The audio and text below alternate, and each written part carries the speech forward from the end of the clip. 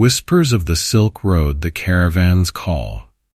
The market of Samarkand hummed like a hive, alive with the melodies of merchants bargaining, camels grunting, and the soft rustle of silk against hands that judged its worth. The air carried the fragrance of spices, cinnamon, cardamom, and saffron, that mingled with the earthy aroma of freshly baked bread. Jahan stood at the edge of this vibrant chaos, his gaze lingering over the scene he had known all his life. He was the son of a respected merchant, and this bustling city had been his classroom. Here, he learned the weight of silk, the spark of a genuine gem, and the stories that made buyers pay more for something they didn't truly need. But today, the hum of the market felt different. The air vibrated with a sense of beginning, a whisper that seemed to come from the wind itself, calling him to a distant horizon. His father's caravan, 20 camels strong, stood ready at the city's edge. Bales of fabric, sacks of spices, and crates of delicate porcelain were secured tightly. A lifetime of trade rested on their backs, bound for the fabled cities of the East. For Jahan, this wasn't just another trade journey. It was his first as the caravan's leader. "You're ready," his father said, placing a firm hand on Jahan's shoulder. The older man's face, weathered by years of desert sun and biting mountain winds, held a mixture of pride and concern. "The road will test you, my son, but it will also teach you in ways no book or market stall ever could. Listen to it." Jahan nodded, his heart a swirl of nerves and excitement. He had prepared for this moment for years, studying maps, learning the art of negotiation, and even practicing with a sword, though he prayed he'd never need it. The Silk Road was not just a trade route. It was a tapestry of cultures, a conduit of stories, and a path fraught with both wonder and peril. As the sun dipped lower, painting the sky in hues of amber and crimson, the caravan assembled. The mysterious monk. The caravan pushed deeper into the desert, leaving behind the bustling bazaars and fertile lands of Samarkand. The endless dunes seemed to stretch into eternity, their golden curves rippling under the sun like waves frozen in time. Each step forward was a reminder of how vast and unknowable the Silk Road truly was. For Jahan, the journey was both exhilarating and unnerving. As the caravan leader, he bore the weight of every decision, when to press on, when to rest, and how to protect the precious cargo entrusted to him. Yet it wasn't just the challenges of leadership that occupied his mind. The presence of the monk Malin had become a quiet enigma, drawing his curiosity like a moth to a flame. Jahan observed Malin from a distance during their evening camps. The monk's actions were unremarkable at first. He sat cross-legged in meditation, his gaze calm and focused. But there was a stillness about him that seemed almost otherworldly. Unlike the rest of the caravan, who busied themselves with tasks or huddled together for stories, Malin seemed to need nothing. No distractions, no diversions. One evening, as the caravan settled beside a rocky outcrop to escape the desert winds, Jahan approached Malin. The monk was seated on a flat stone, his eyes fixed on the horizon where the sun had just dipped below the dunes, leaving behind a streak of fiery orange. "You don't talk much," Jahan said, sitting down beside him. Malin smiled faintly, his hands resting on his knees. "Words often dilute what the heart already knows." Jahan chuckled, shaking his head. "You sound like a philosopher." "Perhaps," Malin replied, "but sometimes silence holds answers that words cannot." Jahan studied the monk's serene expression, his curiosity growing. "You said you were on a sacred mission. What is it you seek?" Malin hesitated, as if weighing the question. Finally, he said, "I carry a scroll. Its words are not for me, but for a temple that waits beyond the mountains. It is said to contain teachings meant for a time far from now." Jahan raised an eyebrow. "So you don't even know what it says?" "No," Milan admitted, "but it is not my role to question its purpose. My task is to deliver it." Jahan frowned, finding the monk's faith in such a mysterious task both admirable and perplexing. "You must trust this mission deeply, to risk the dangers of the Silk Road." "The road itself is the teacher," Milan said softly. "Every step I take, every challenge I face reveals more than the destination ever could." The next day brought with it the first true test of the journey.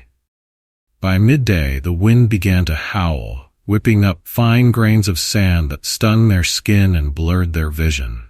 The caravan pressed on, but the storm grew fiercer, its relentless gusts threatening to scatter them across the dunes. "Form a line," Jahan shouted, his voice barely carrying over the wind. "Stay together." The camels groaned in protest, their heavy loads swaying precariously. Jahan rode alongside the caravan, urging the handlers to keep their spirits high. It was Malin, however, who seemed utterly unaffected by the chaos around him. The monk walked steadily, his robe billowing like a banner, his gaze fixed on the ground as if he could see beyond the storm. When they finally reached a sheltered canyon, the travelers collapsed in relief. Jahan dismounted, checking on his people and supplies. He found Malin helping a handler whose camel had nearly lost its footing. The monk's hands, though calloused from the journey, moved with surprising strength and precision. "You seem untouched by the storm," Jahan said as Malin approached him. "The desert is only fierce if you resist it," Malin replied. "When you move with it, it becomes a guide rather than an enemy." Jahan couldn't help but smile, despite his exhaustion. "You speak in riddles, monk, and yet you listen," Malin said with a hint of mischief in his eyes. That evening, as the caravan gathered around a fire, the storm still raging outside their canyon refuge, Malin surprised everyone by joining them. The group had begun to trade stories, as was their custom after a hard day's travel. Tales of distant cities and daring escapes filled the air, bringing laughter and awe. When it was Malin's turn, the group fell silent, eager to hear from the quiet traveler. He cleared his throat, his voice steady and low as he began.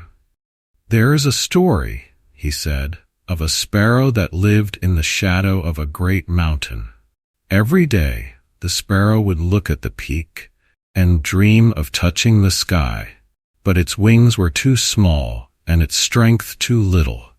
Still, the sparrow began to gather tiny pebbles, carrying them to the mountain's base, hoping to make a path to the top." The travelers exchanged amused glances, but Malin continued, undeterred. Years passed, and the sparrow's work went unnoticed. But one day, a great storm came, shaking the mountain. The rocks began to fall, but the sparrow's pebbles held firm, creating a path that led straight to the peak. And so, the sparrow, small and unassuming, reached the sky. The group was silent for a moment, absorbing the tale. Then one of the guards chuckled. "That sparrow must have been mad." "Perhaps," Malin said, smiling, "but sometimes madness is simply another name for faith." Jahan, listening quietly, felt the weight of the monk's words settle in his chest. He didn't know what it meant yet, but he had a feeling he would soon find out. As the caravan continued its journey, Jahan found himself seeking Malin's company more often. The monk's presence was a quiet anchor in the unpredictable rhythm of the road. They spoke of many things: trade, culture, the stars. But Malin's words always seemed to circle back to the same idea: that the journey itself was as important as the destination. One night, as they camped beneath a sky thick with stars, Jahan finally asked the question that had been gnawing at him. "Do you believe we're all meant to follow a single path?" Malin shook his head. "No, the path is not given, it is made, but the road teaches us how to walk it." For Jahan, those words were like a seed, planting themselves in the fertile soil of his mind. He didn't yet know what they would grow into, but he felt certain they would change him. The desert's embrace. The desert seemed to pulse with life under the noonday sun, though its secrets remained well hidden. Waves of sand shimmered like molten gold, blurring the line between earth and sky. The caravan moved in silence, the travelers conserving their energy as the heat wrapped around them like a heavy cloak. Jahan rode at the front, his black steed, Kiran, stepping cautiously over the uneven dunes. His mind drifted between the practicalities of the journey, supplies, routes, potential dangers, and the quiet mystery of the road itself.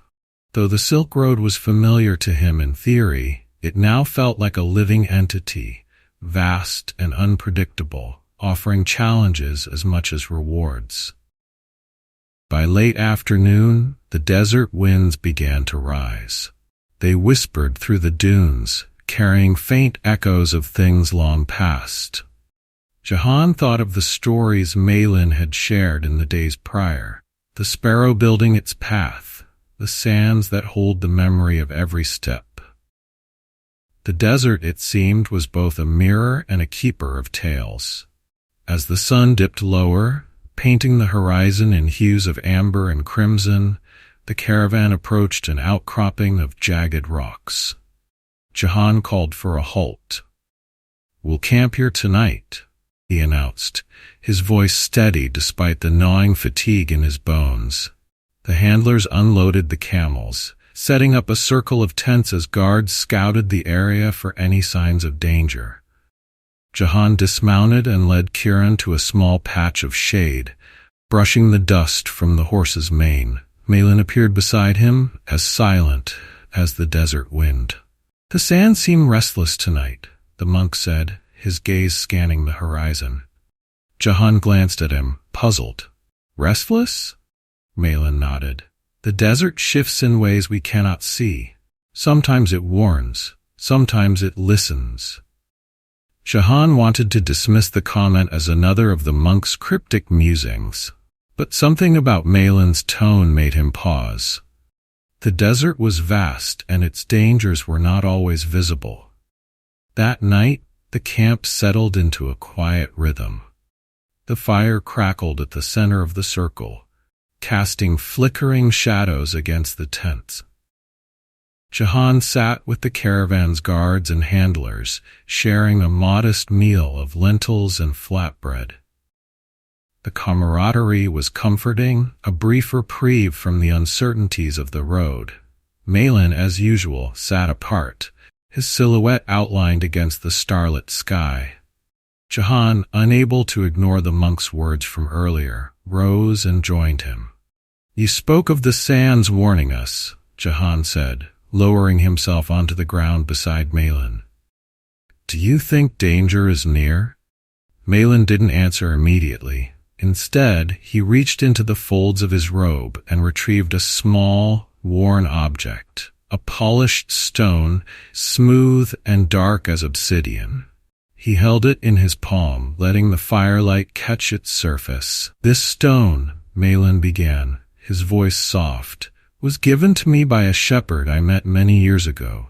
He said it was part of the desert, shaped by its winds and whispers. He believed it held the memory of storms."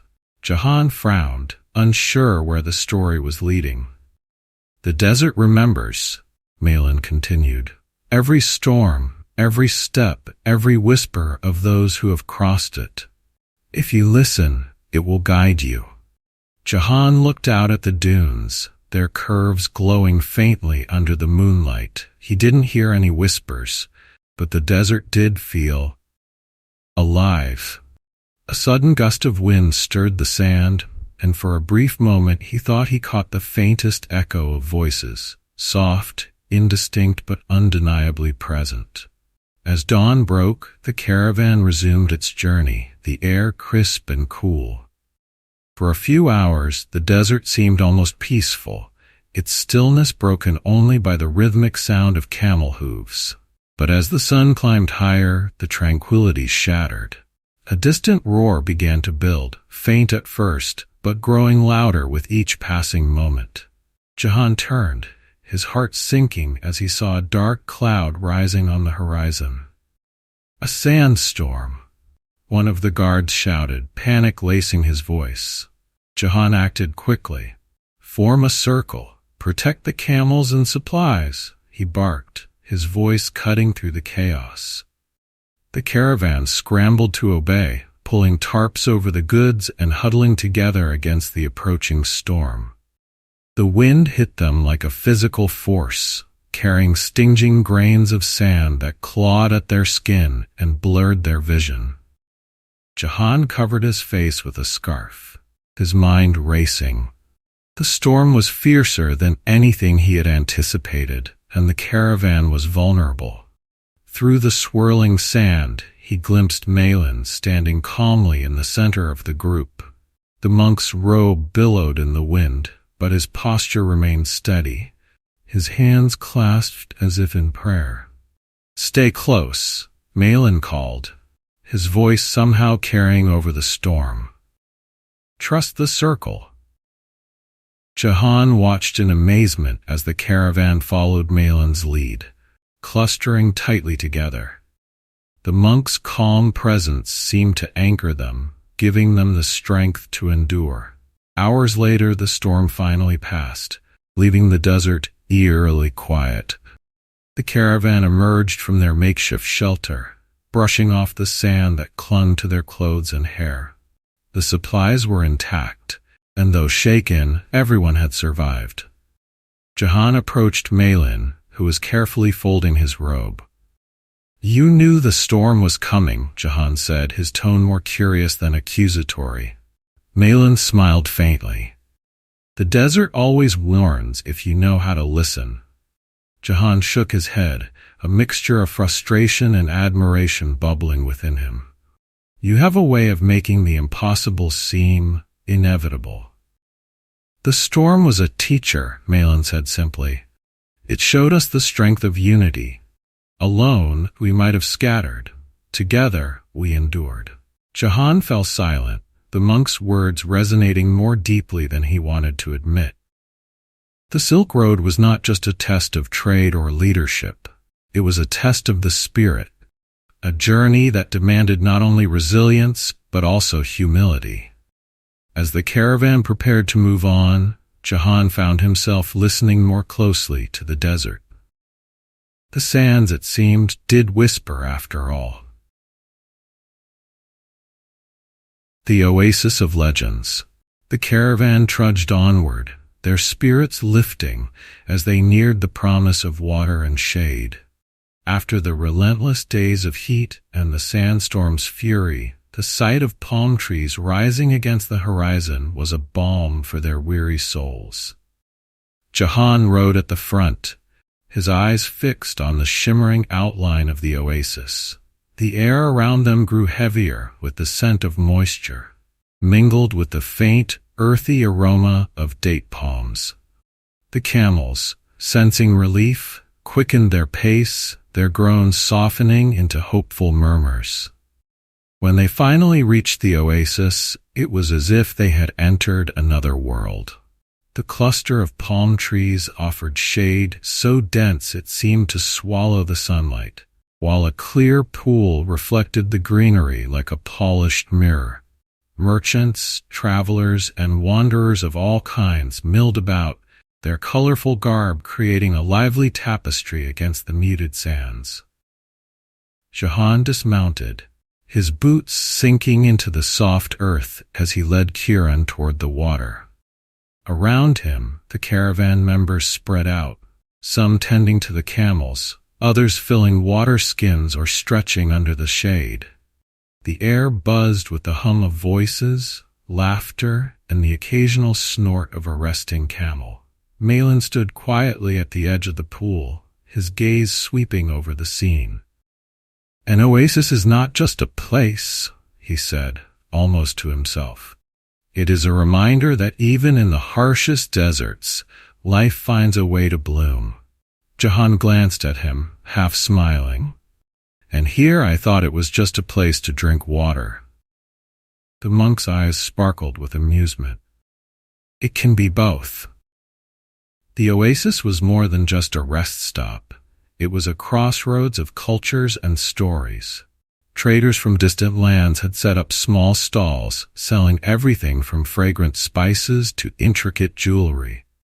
Jahan wandered among them, bartering for fresh dates and rare herbs while listening to the tales of travelers who had come from the farthest reaches of the Silk Road. One stall in particular caught his eye.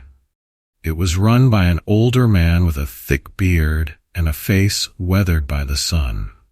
He was selling small carved figures, animals, deities, and symbols, each one unique.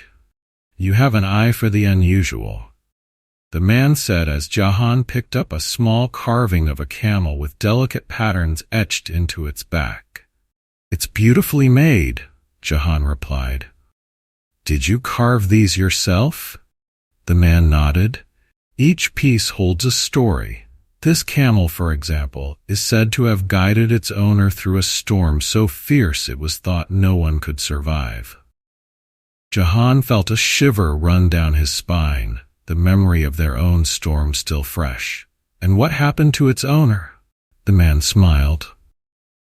"He lived to tell the tale and to carve this figure."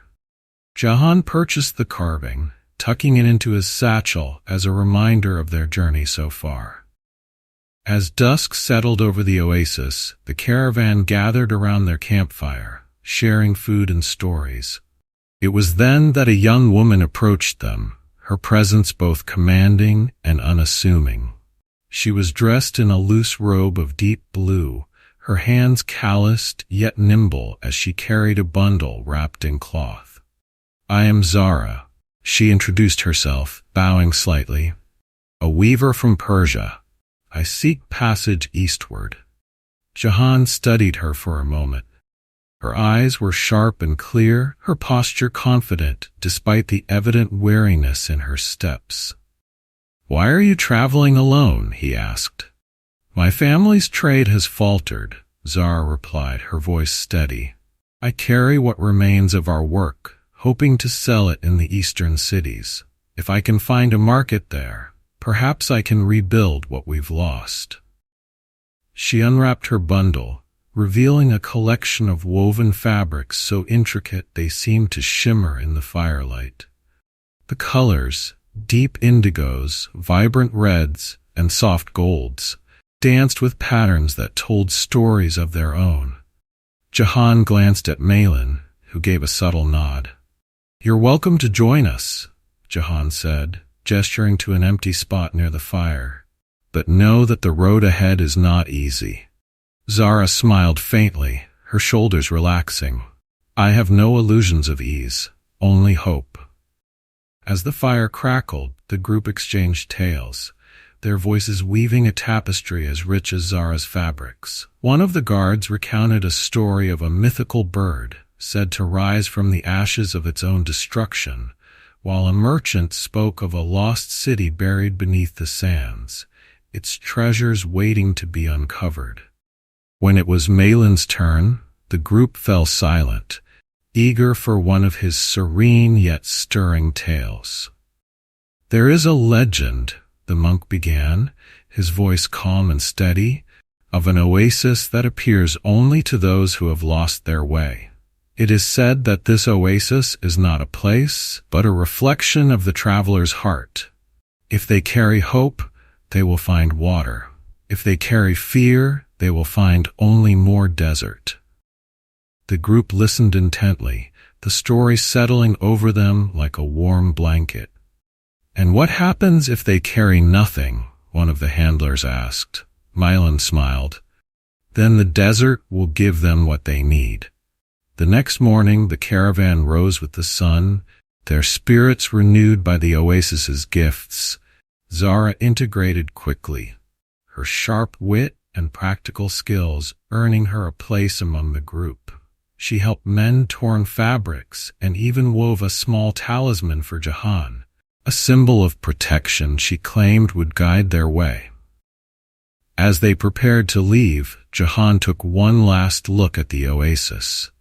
It had been more than a resting place. It had been a crossroads of stories, a moment of connection in the vast solitude of the desert. He felt the weight of the journey ahead, but also a quiet confidence, knowing they were stronger together. "Let's move out," he called, his voice carrying across the camp. The caravan set off, the sounds of their departure blending with the soft rustle of the palm trees as they left the oasis behind. Perils of the mountain pass.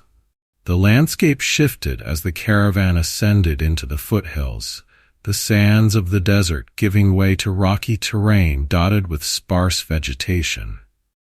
The air grew thinner, carrying a crisp chill that hinted at the challenges to come. The mountain pass ahead was a critical stage of the journey, one that promised both peril and breathtaking beauty. Jahan rode at the head of the caravan, his eyes scanning the rugged path before them. His heart carried the weight of anticipation. Each step brought them closer to the treasures of the East, but the mountains were known for their unpredictability, sudden storms, hidden predators, and treacherous trails. Malin walked steadily beside a camel, his calm demeanor unchanged by the daunting ascent. Zara, riding a sturdy mare, kept her gaze on the horizon, her woven shawl pulled tightly around her shoulders. The camaraderie of the oasis seemed distant now, replaced by the solemn focus of survival. As the caravan wound its way higher, the path narrowed, forcing them to travel in single file. Sheer cliffs flanked one side, while the other dropped into a deep gorge where a river raged below. The roar of the water echoed against the rocks, a constant reminder of the dangers around them. "Careful," Jahan called out, his voice steady but firm. "Watch your footing and keep the camels close." The caravan obeyed, their movements cautious and deliberate. Even the camels seemed to sense the gravity of the moment, their usual groans replaced by quiet determination. Halfway through the pass, the wind picked up, carrying with it a biting chill. Clouds began to gather, dark and ominous. Jahan's instincts prickled. The mountains were known for their sudden storms, and this one looked ready to unleash its fury. "We need to find shelter," he said to Malin, who nodded in agreement. "There's a plateau ahead," Malin replied. "If we move quickly, we might reach it before the storm hits." The caravan quickened its pace, but the storm arrived faster. Rain began to fall in cold, stinging droplets, quickly turning the rocky path slick and treacherous. The wind howled through the gorge, threatening to unbalance even the steadiest traveler. "Hold on to the ropes," Jahan shouted, his voice barely audible over the wind. "Keep the camels together." Zara struggled to keep her mare under control as the animal skittered on the wet rocks. One of the guards reached out, grabbing the reins and steadying the horse. "Thank you," Zara said breathlessly, her face pale but determined. The rain soon turned to sleet, the temperature plummeting. Visibility dropped, and the caravan moved as if blind, their hands gripping the ropes that connected them. Jahan's focus was razor-sharp, every step a calculated risk. Through the chaos, Malin's calm voice cut through. "This way," he called, gesturing toward a cluster of boulders that formed a natural overhang. "We can take shelter there." The group huddled under the makeshift refuge, their bodies pressed close for warmth. The camels crouched beside them, their large frames providing some protection from the wind. The storm raged on, its ferocity undiminished. As the hours passed, the storm showed no signs of relenting. Supplies were checked, and it became clear that the cold was beginning to take its toll on both the people and the animals. Jahan knew they couldn't stay exposed for long. "We'll need to move as soon as the storm eases," he said to the group, his tone firm but encouraging. "Our next stop is only a few hours away. We can make it." One of the handlers, an older man named Farid, shook his head. "The camels won't last in this cold, not without proper cover." Jahan hesitated, the weight of the decision pressing down on him. Before he could respond, Malin stepped forward. "The storm is fierce, but it is not endless," the monk said. "We must trust our instincts and each other." Jahan met Malin's gaze, drawing strength from the monk's calm certainty. "We'll wait for a break, then move together. No one will be left behind." At dawn, the storm finally began to subside. The wind weakened, and the sleet gave way to a steady drizzle. Jahan took it as their chance. "Pack up quickly," he ordered. "We leave now." The caravan moved as one, their exhaustion outweighed by their determination. The path remained treacherous, but the plateau Malin had mentioned came into view, its flat expanse offering a reprieve from the narrow cliffs. When they reached it, the group collapsed in relief. The plateau was dotted with small shrubs and scattered stones, but most importantly, it was safe. A sense of accomplishment rippled through the caravan, their collective spirit bolstered by the triumph over the storm. Jahan turned to Malin, his voice filled with gratitude. "Your guidance saved us, thank you." Malin inclined his head, his expression as serene as ever. "The road tests us, but it also provides. We are stronger for having endured." That evening, as the caravan rested, the mood was lighter despite the lingering chill. Zara pulled out one of her woven fabrics, draping it over a makeshift frame to create a windbreak for the group.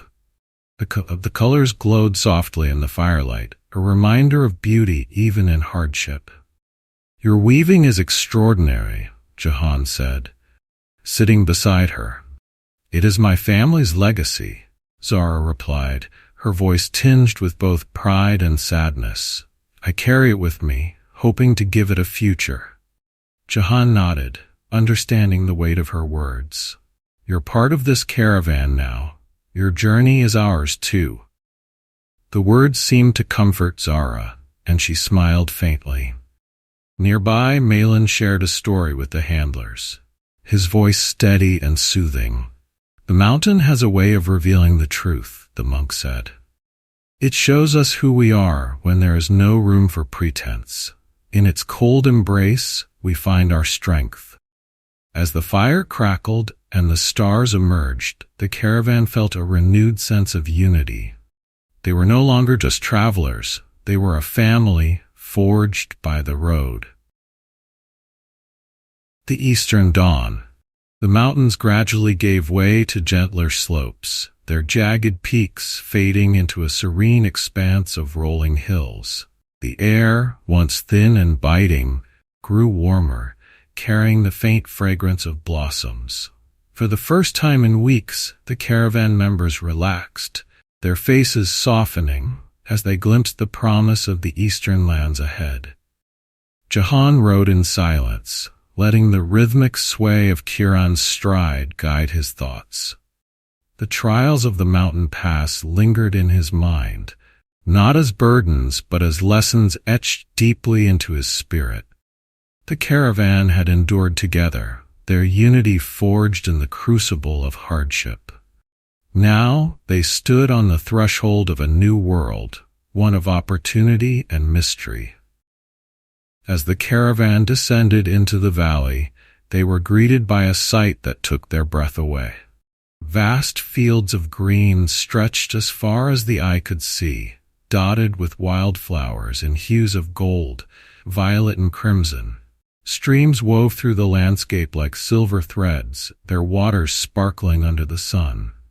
In the distance, a city rose like a mirage, a sprawling tapestry of terracotta rooftops, ornate towers, and bustling streets.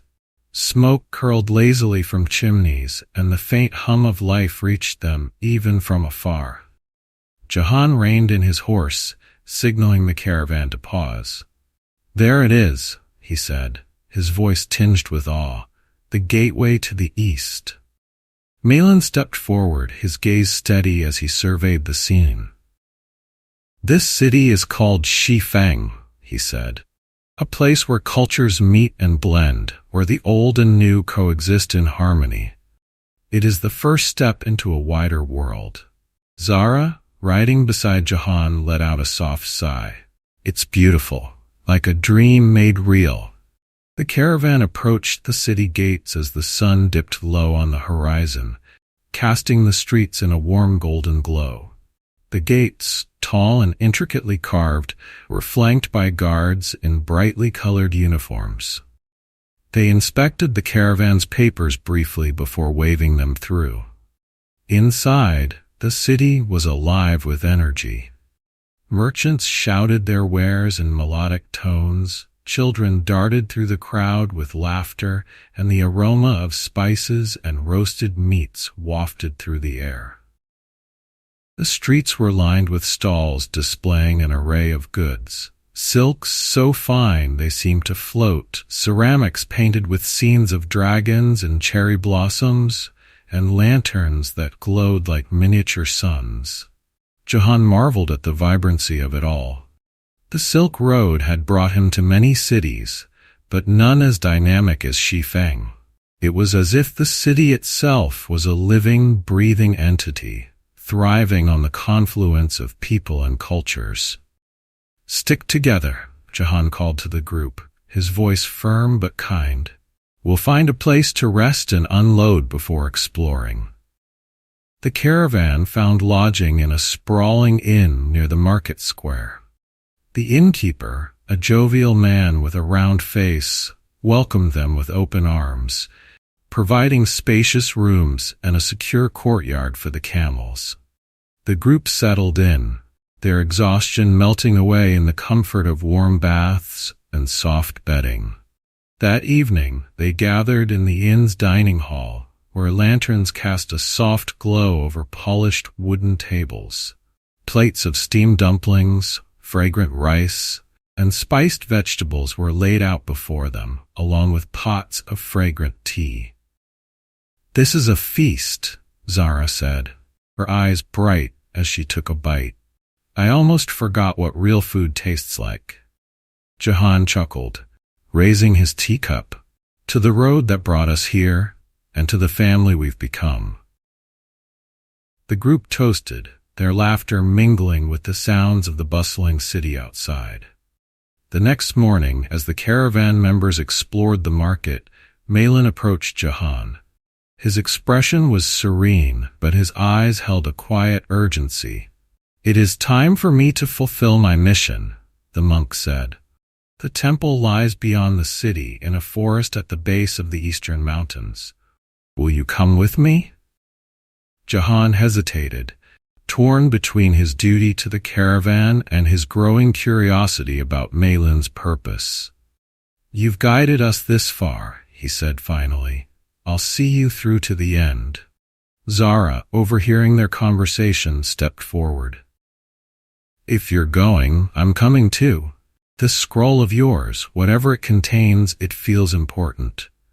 Malin smiled faintly. "The road has chosen well." The trio set out that afternoon, leaving the noise and color of Shifeng behind. The forest path was cool and shaded, the air filled with the scent of pine and the sound of birdsong. Sunlight filtered through the trees in dappled patterns, casting the journey in a tranquil glow. As they walked, Malin spoke of the temple. "It is called the Temple of Eternal Harmony," he said. built centuries ago by monks who believed that wisdom transcends time and space. The scroll I carry is said to contain teachings meant for a future yet to come. What kind of teachings? Zara asked, her voice tinged with curiosity. Malin shook his head. I do not know. My role is not to interpret, but to deliver. Jahan glanced at the monk, his respect for him growing with each step. Malin's faith in his mission was unshakable, a quiet strength that inspired those around him. As dusk fell, they reached the temple. It was a simple yet majestic structure, nestled among the trees as if it had grown there. Stone steps led up to a wide courtyard, where lanterns glowed softly in the twilight. Monks in saffron robes moved silently, their presence serene and welcoming. Malin approached the temple's elder, a frail but dignified man who greeted him with a deep bow. You have come far, the elder said, his voice like the rustle of leaves, and you have brought what was promised. The scroll was handed over with reverence, its significance palpable even to Jahan and Zara. The elder turned to them, his gaze penetrating. You too have walked this path for a reason. May the road's lessons guide you in the days to come. That night, as they rested in the temple's guest quarters, Jahan reflected on the journey. The Silk Road was more than a trade route. It was a thread connecting lives, a teacher revealing truths through its trials and wonders. Zara, seated by the window, spoke softly. I think I understand now. The road isn't just about where we go, but how we change along the way. Jahan nodded, the weight of her words settling in his chest. He thought of the desert's whispers, the storm's fury, and the vibrant life of Shifeng. Every step had shaped him, preparing him for something greater. And though the journey was far from over, he felt ready for whatever lay ahead. The Scroll's Secret. The morning dawned soft and golden at the Temple of Eternal Harmony, its tranquility mirrored by the serene forest surrounding it. Jahan woke to the gentle chime of bells carried on the breeze, their sound mingling with the songs of unseen birds. It felt as though the very air in this sacred place carried peace. As the caravan's leader, Jahan had been accustomed to waking with a sense of urgency. Yet here, time seemed to move differently, unhurried, purposeful, and steeped in reflection. He stepped outside to find Zara sitting near a stone fountain in the temple courtyard, her hands busy weaving a small piece of fabric. It feels like the world stops here, Zara said softly as he approached, as if everything else is far away. Jahan nodded, glancing at the monks who moved quietly through the courtyard. Among them was Malin, speaking with the temple elder who had received the scroll the night before. Even in this serene setting, Malin's calm seemed even more profound. Shortly after, the elder summoned Jahan and Zara to join Malin in the temple's main hall.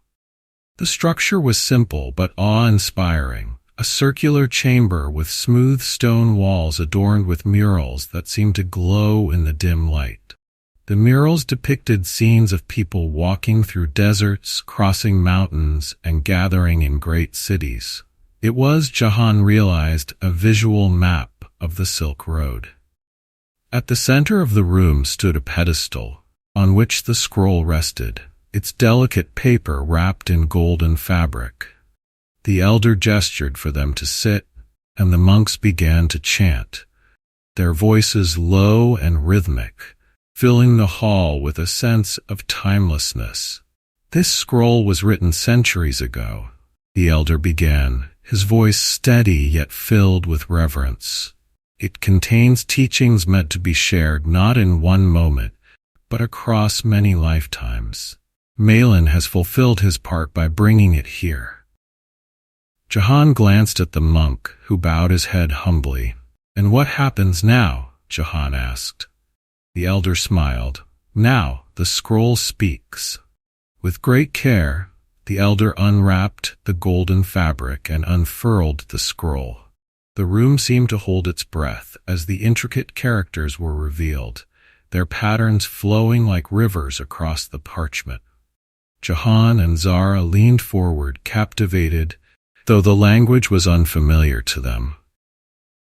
The teachings of this scroll, the elder said, are not meant to be read and forgotten. They are to be carried, lived, and shared. It speaks of balance, the harmony between trade and trust, between the material and the spiritual. He traced a finger over the scroll's surface. The Silk Road is not merely a path for goods, but a bridge between worlds, a conduit for understanding. It reminds us that every transaction, every connection is an exchange of more than objects. It is an exchange of stories, values, and hope. Jahan felt the words settle over him like a warm blanket. He thought of the desert storms, the trials of the mountains, and the bustling city of Shifeng. Each step of the journey had indeed been an exchange of trust, courage, and resilience. Zara, her voice quiet, asked, "Why now? Why was this scroll meant for this time?" The elder looked at her, his gaze deep and thoughtful. Because now, as the world grows more connected, we risk losing the meaning behind those connections. This scroll reminds us of the soul within the journey. As the elder spoke, Jahan's attention turned to Malin. The monk sat quietly, his expression unreadable but content. Jahan couldn't help but ask, "Did you know all of this when you set out?" Malin shook his head. "I knew only that I had to deliver it. The road taught me the rest." Jahan leaned back, letting the words sink in. Malin's faith in his mission, even without fully understanding it, had guided him through countless trials.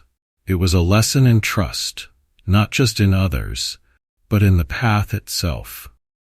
"You've done more than deliver a scroll," Jahan said.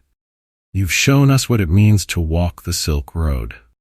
Malin smiled faintly. "The road teaches us all, if we are willing to listen." The ceremony concluded, and the monks carefully returned the scroll to its place of safekeeping. As the group left the hall, Jahan felt a sense of lightness, as though a burden he hadn't realized he carried had been lifted. Zara walked beside him, her eyes thoughtful. "That scroll, it's not just for monks, is it? It's for all of us." Jahan nodded. "For anyone who's willing to see the journey for what it really is." They spent the rest of the day exploring the temple grounds, the weight of the teachings gradually transforming into a quiet resolve. Jahan began to see the Silk Road, not as a means to an end, but as a living, breathing entity, an intricate web of connections that span time and space. The next morning, Malin approached Jahan and Zara as they prepared to leave. "My journey ends here," he said simply, his voice calm but resolute. Jahan felt a pang of sadness. The monk had become an anchor for the caravan, a source of wisdom and peace. "We'll miss you," he said sincerely. Malin bowed, "And I will remember you.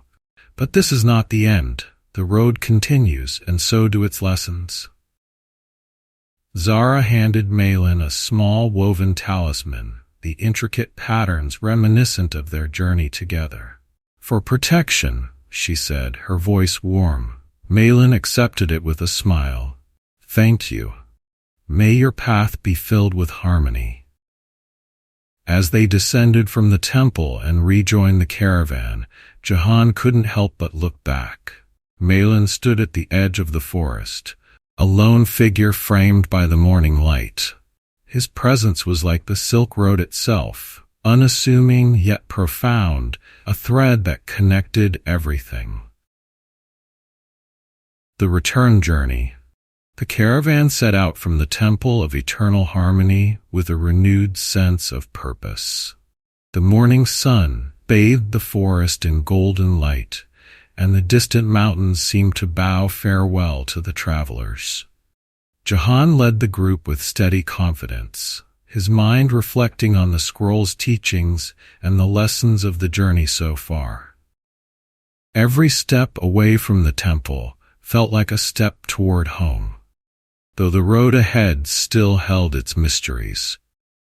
Zara rode beside Jahan, her woven shawl catching the light like a tapestry of their shared experiences.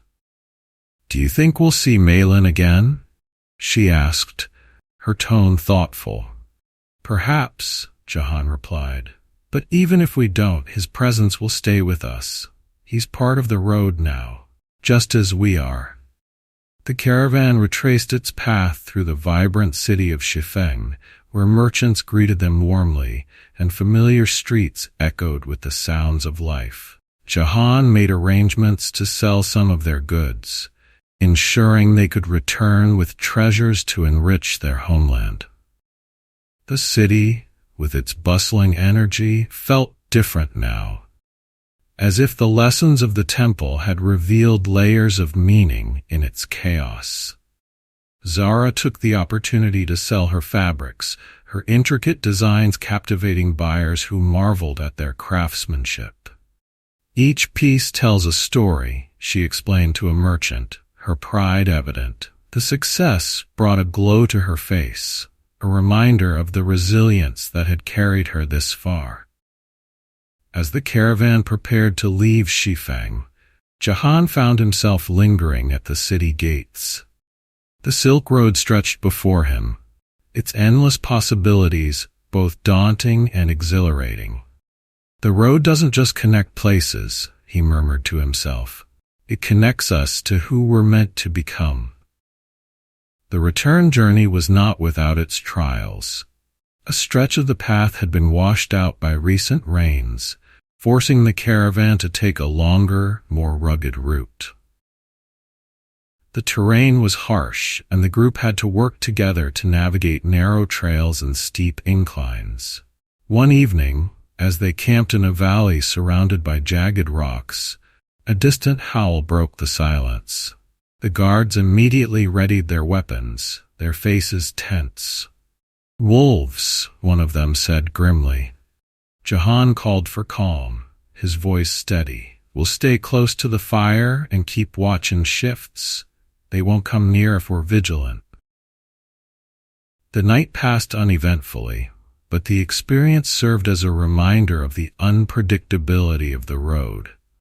It demanded respect, and in return, it offered growth. When the caravan reached the edge of the desert, the familiar sight of golden dunes greeted them like old friends. Yet, the desert felt different this time. Less like an adversary and more like a companion that had tested and shaped them. As they crossed the sands, Jahan often found himself gazing at the horizon, listening for the whispers Malin had spoken of. One evening, Zara joined him as they sat by the campfire, the stars above them blazing brighter than he'd ever seen. "Do you hear it?" she asked, her voice soft. Jahan tilted his head, letting the silence envelop him.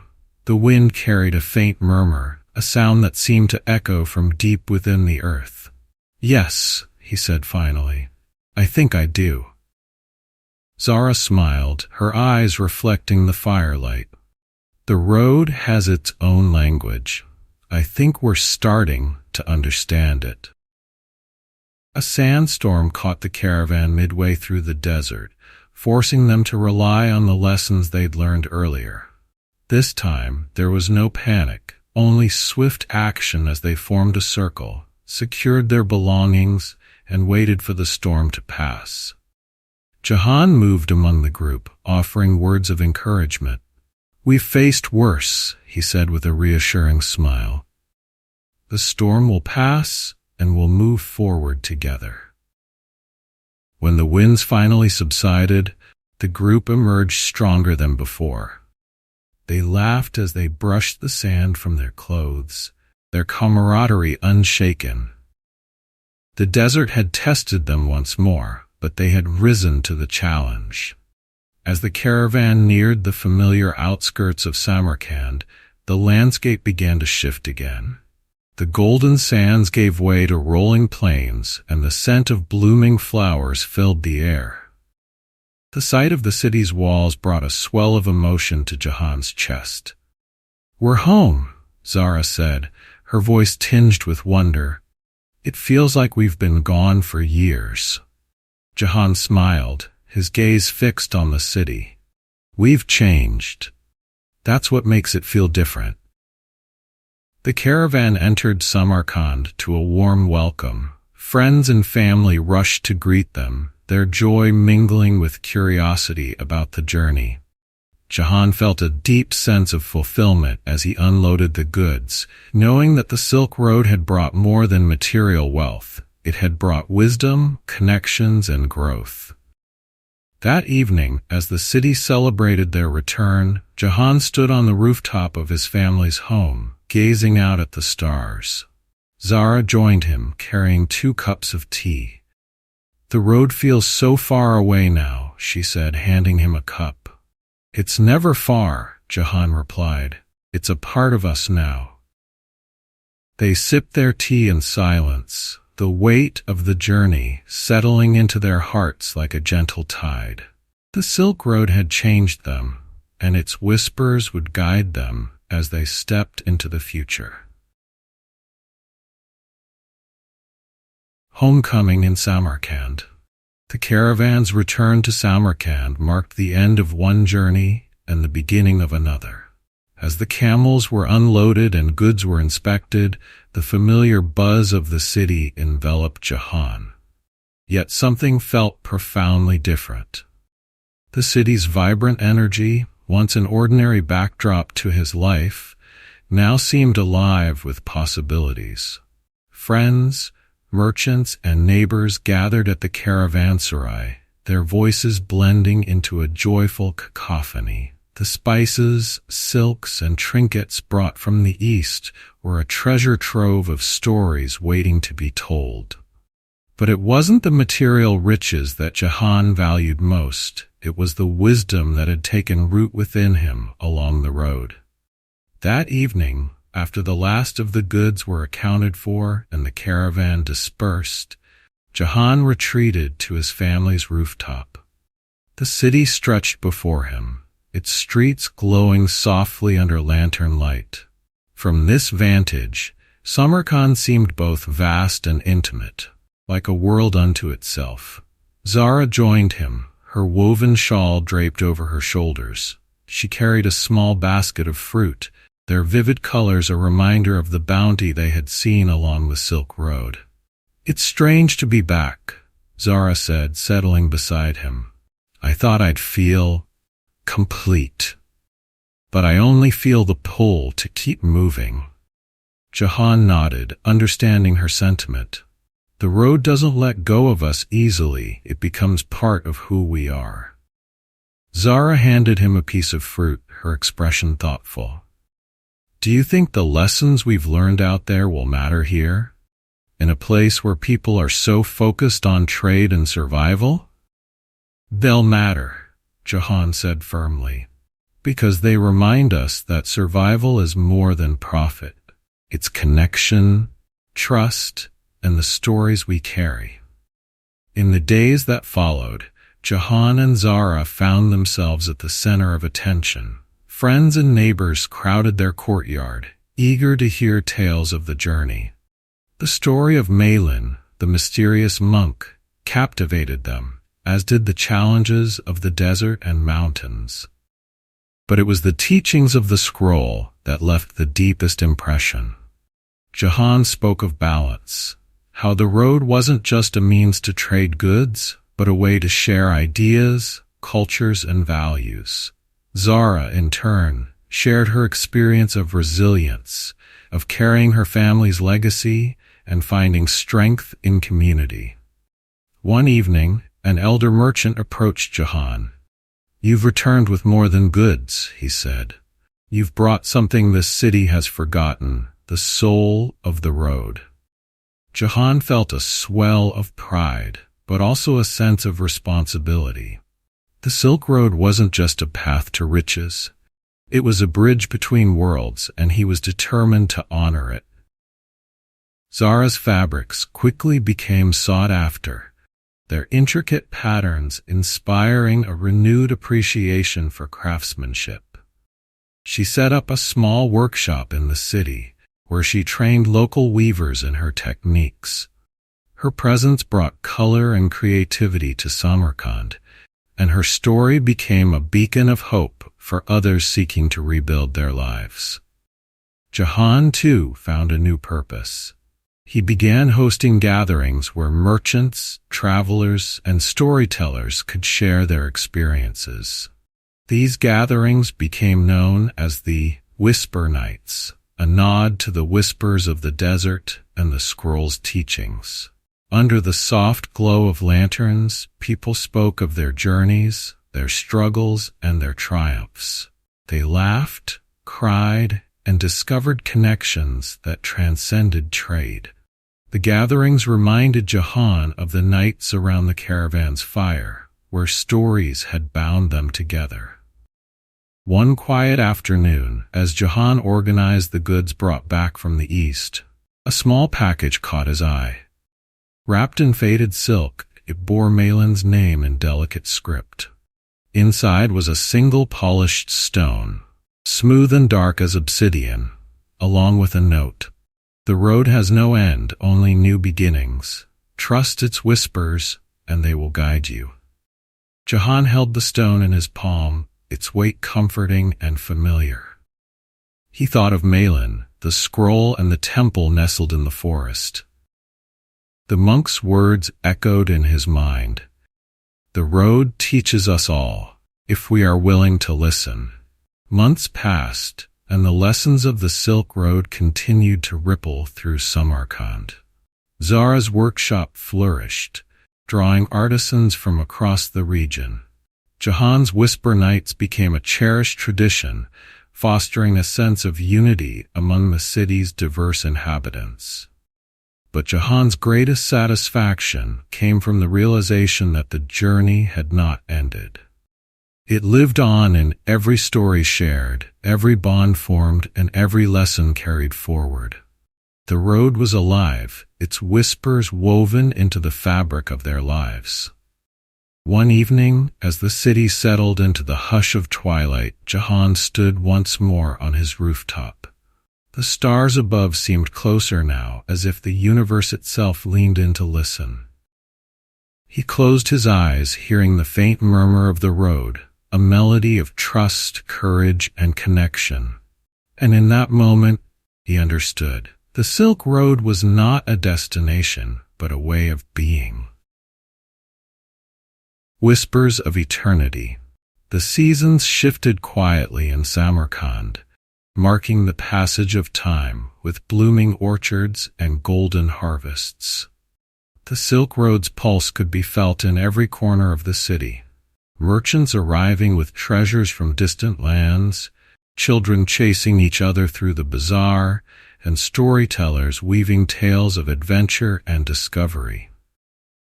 For Jahan, the rhythm of life had settled into a steady cadence. Yet, the whispers of the journey lingered, shaping his choices and guiding his path. He often stood at the city gates, watching the caravans come and go, his heart stirred by the thought of roads yet traveled. One morning, as the city stirred awake, Jahan sat in his courtyard with a cup of tea. The sunlight filtered through the grapevines above, casting dappled patterns on the stone floor. Zara joined him, carrying a bundle of her latest weavings. "I finished these last night," she said, spreading them out. The patterns were intricate, each thread telling a story of the road, the desert's golden dunes, the vibrant city of Shifeng, and the quiet majesty of the mountains. Jahan traced a finger over the fabric. "You've captured it perfectly," he said. "The journey is alive in these." Zara smiled, her expression contemplative. "Do you ever feel like the road is calling you again?" "Always," Jahan admitted. But the road isn't just out there. It's here too, in the stories we share and the connections we build. That evening, the courtyard filled with the warm hum of voices as another whisper night began. Lanterns glowed softly, their light illuminating the faces of merchants, travelers, and neighbors gathered to share their tales.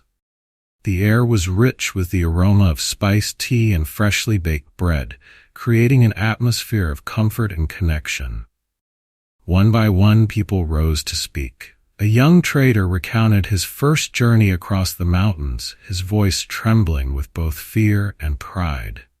An older woman described the secrets of dyeing silk, her hands stained with vibrant hues. Each story was met with nods of understanding, laughter, or quiet reflection. When it was Jahan's turn, he rose slowly, his gaze sweeping over the gathered faces. "The road has taught me many things," he began. "It's taught me that every step is a lesson, and every encounter is a gift. The Silk Road isn't just a path for trade. It's a way of living, of connecting with each other and the world." The group listened intently, their silence a testament to the impact of his words. Jahan continued, "The whispers of the road are with us, even here. They remind us to seek harmony, to value trust, and to honor the stories we carry." As the evening wore on, Jahan sat with Zara, their conversation drifting to the future. "What do you think is next for us?" she asked, her voice quiet. "More stories," Jahan said simply. "More connections. The Silk Road is endless, not because of its length, but because of its meaning. It's in every interaction, every choice we make to build something together." Zara nodded, her fingers idly tracing the edge of her shawl. "It's strange to think how far we've come. From the desert storms to this, it feels like we've lived a lifetime." "We have," Jahan replied with a smile, "and we'll live many more." The road has no end, it just changes shape. One night, months later, Jahan stood alone at the city gates, the stars above blazing like 1,000 tiny lanterns. He thought of Malin, the monk's quiet wisdom echoing in his mind. The road teaches us all, if we are willing to listen. Jahan closed his eyes, letting the memories of the journey wash over him. The desert's whispers, the storm's fury, the bustling streets of Shifeng, and the serene halls of the temple, all of it was part of him now, woven into the fabric of his life. As the wind stirred, carrying with it the faint sense of distant lands, Jahan felt a deep sense of peace. The Silk Road was not just a physical path. It was a journey of the soul, a reminder that every step forward was a step toward understanding. He opened his eyes, the stars seeming closer than ever. "The road lives in us," he whispered to himself. "In every story, every connection, every whisper."